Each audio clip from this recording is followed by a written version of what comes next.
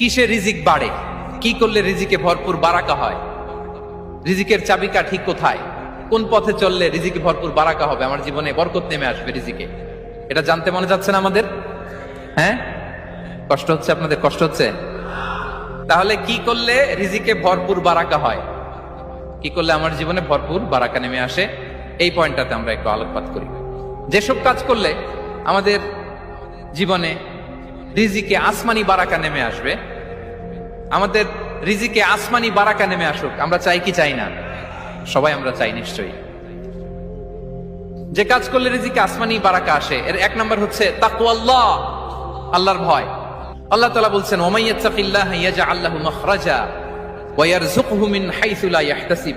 যে আল্লাহকে ভয় করে, যে আল্লাহ সচেতন, আল্লাহ তাকে মাখরাজ, মাখরাজ মানে কি জানেন? ওই যে এক্সিট লেখা না এদিকে, এই এক্সিটকে আরবিতে বলে মাখরাজ, মানে